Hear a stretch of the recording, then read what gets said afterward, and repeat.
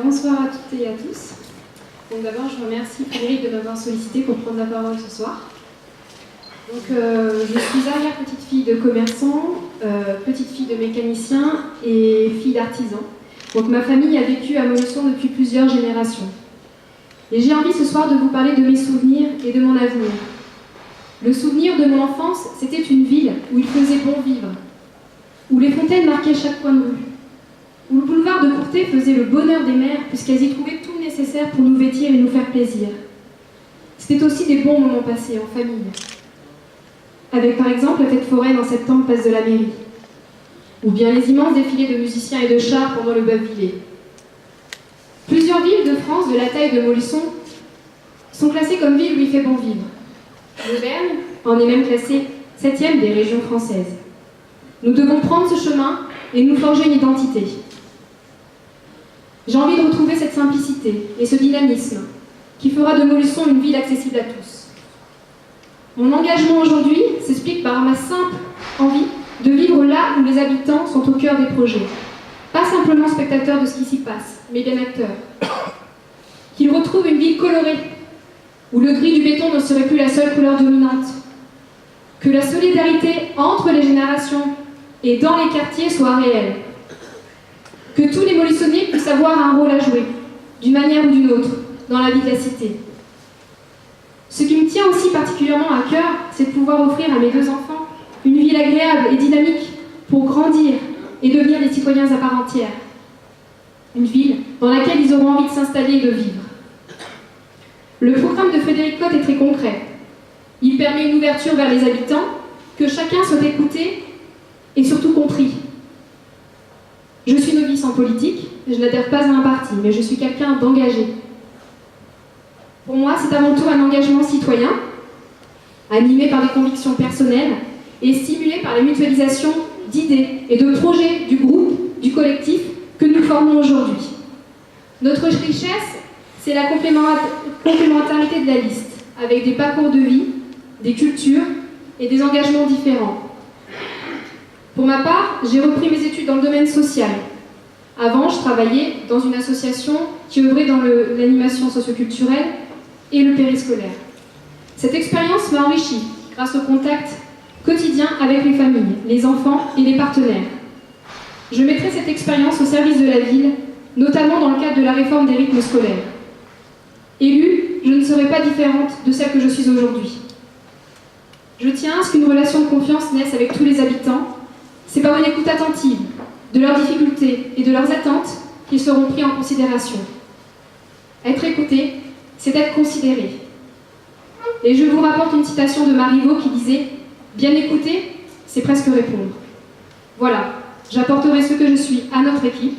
Tout se joue sur la confiance et sur la volonté de bouger les choses ensemble, aujourd'hui, dans l'intérêt de tous. Je vous remercie de votre attention.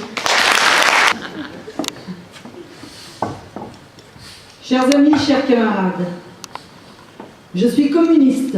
Ce sont les valeurs que l'on m'a transmises à son mon cœur.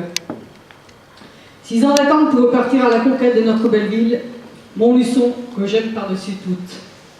Je pensais qu'il était essentiel de ne pas refaire la même bêtise, s'il en fut une. Repartir avec 4 listes de gauche face à M. Duguerry, qui a toujours un lapin dans son chapeau.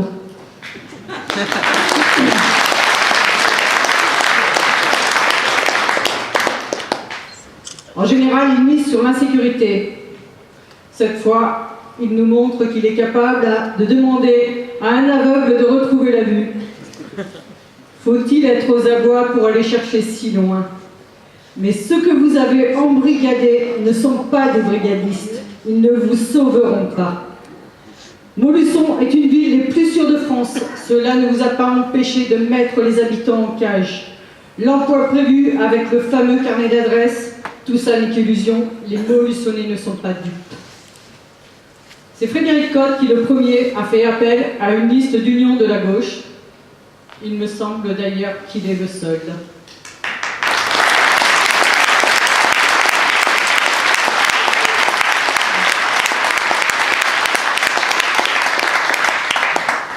Enfin, lutte ouvrière m'ont demandé d'être sur leur liste. Je les salue pour leur ténacité et leur présence sur le terrain.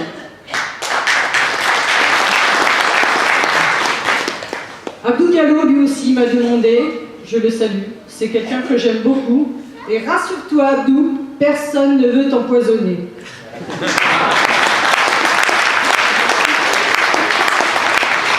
Je salue aussi Nelly Despriester pour son courage et son engagement.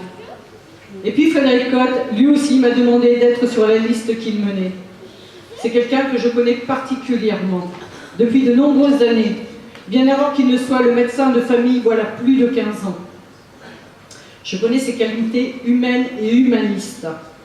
Il m'est souvent arrivé de parler politique avec lui, surtout ces derniers mois, avec un gouvernement avec lequel je suis en désaccord sur beaucoup de points. Mais ce que j'apprécie certainement le plus chez lui, c'est son respect. Jamais je ne l'ai écouté dire de mal de qui que ce soit, d'insultes, de nom d'oiseau, d'avoir de mépris. C'est quelqu'un qui a un profond respect pour l'individu dont beaucoup pourraient s'inspirer.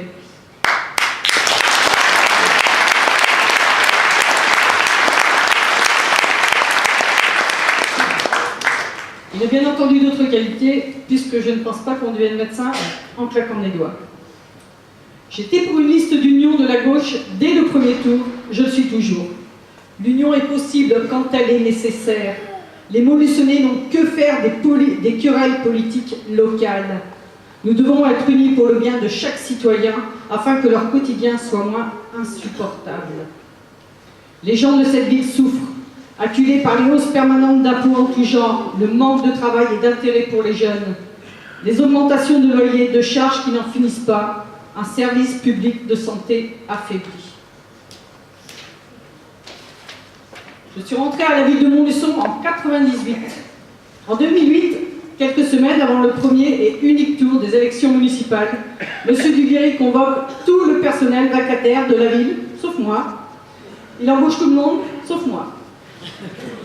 Évincé de la mairie au bout de 10 ans, c'est auprès de Pierre Golbert que je trouverai un peu de réconfort. J'ai habité 20 ans à Font-Bouillant, j'ai grandi avec l'art Golbert. On ne peut pas oublier ce qu'il a fait pour la jeunesse. L'homme de proximité qu'il était. Tout le monde l'appelait Pierrot.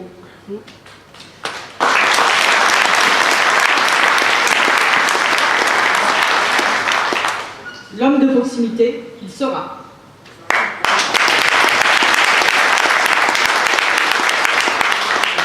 Nous pourrons dire Fredo, on ne pourra jamais dire salut Dédé. Bravo!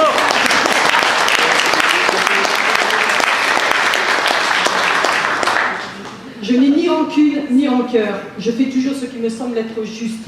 Mon combat sera toujours pour les ouvriers et les plus démunis auprès de mes camarades syndicalistes.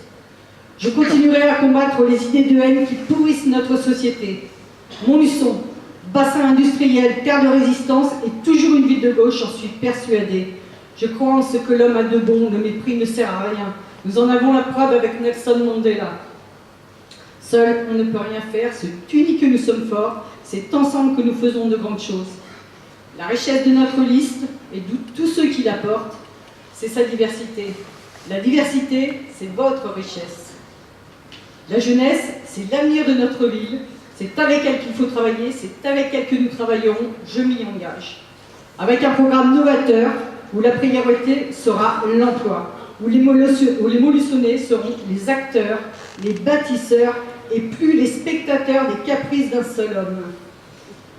Pour ces raisons, aussi parce qu'il me l'a demandé, je suis aujourd'hui aux côtés de Frédéric Cotte, avec une gauche unie pour gagner ces municipales, afin de servir chaque Montluçonnais avec la même considération. Alors n'oubliez pas, mes amis, que le moteur de cette ville, c'est vous, et que le démarreur, c'est votre carte d'électeur. Bravo!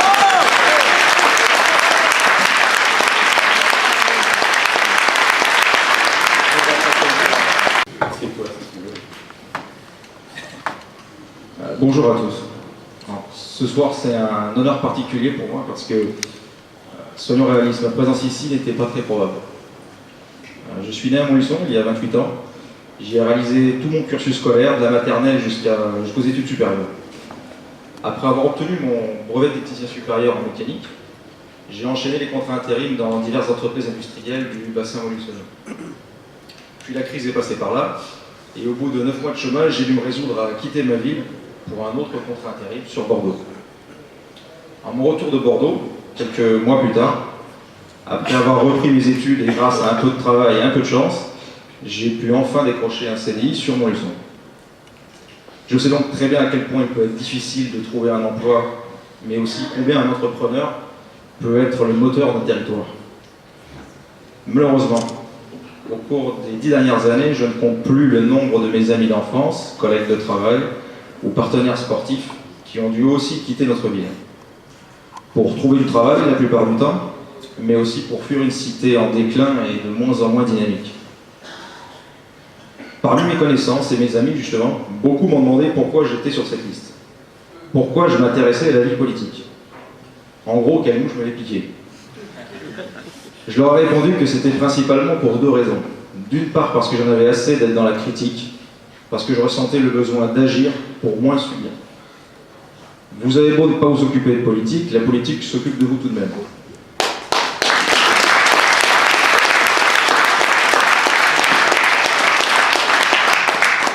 Et d'autre part, il y a nos adversaires.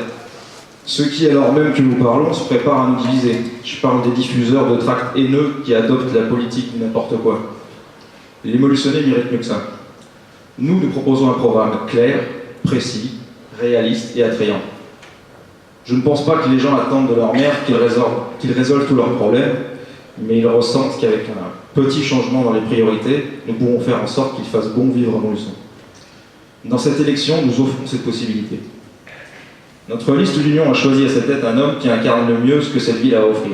Et cet homme, c'est Frédéric Cotte.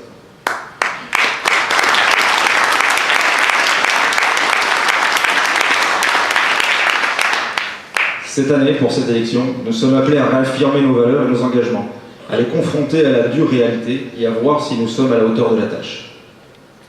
Je crois que notre ville se trouve à un carrefour de son histoire. Nous pouvons faire les bons choix et affronter les défis qui nous attendent. Alors le 23 mars, n'oublions pas d'aller voter.